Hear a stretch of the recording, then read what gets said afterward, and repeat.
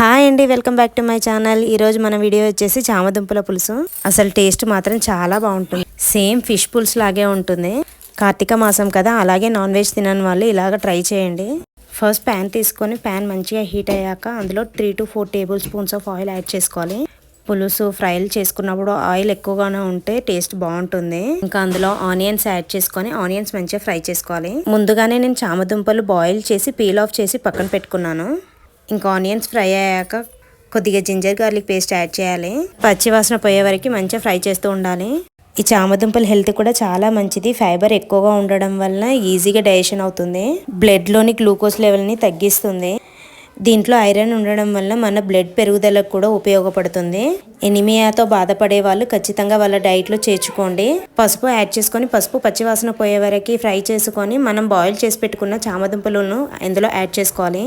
మనం ముందుగానే బాయిల్ చేసుకున్నాం కాబట్టి ఒక 5 to 10 minutes కుక్ చేసుకుంటే సరిపోతుంది.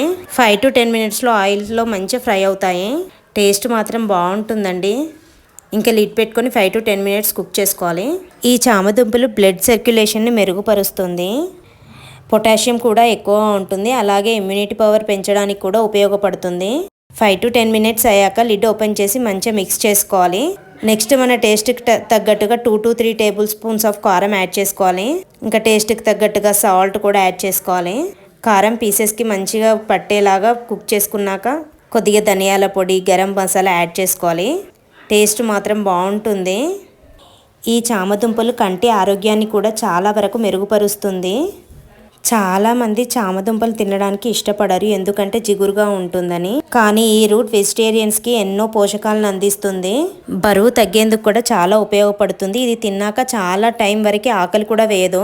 వెజిటేరియన్స్కి ఇది ఒక వరమనే చెప్పాలి.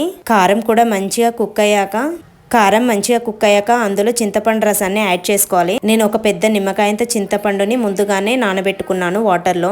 ఇంకా చింతపండు రసాన్ని అందులో యాడ్ చేశాక బాయిల్ అయ్యేప్పుడు జీలకర్ర మెంతుల పొడిని యాడ్ చేసుకోవాలి. ఈ జీలకర్ర మెంతుల పొడి ఏ పులుసులోకైనా మంచి టేస్ట్ని ఇస్తుంది.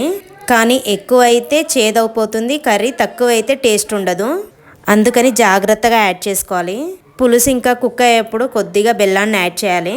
బెల్లాన్ని యాడ్ చేయడం వల్ల టేస్ట్ మరింత పెరుగుతుంది.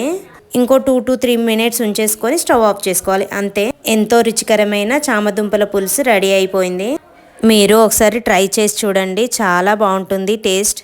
వీడియో నచ్చితే లైక్ చేయండి, షేర్ చేయండి, కామెంట్ చేయండి, సబ్స్క్రైబ్ చేసుకోవడం మర్చిపోవద్దు. Thank you for watching my video. Please subscribe my channel.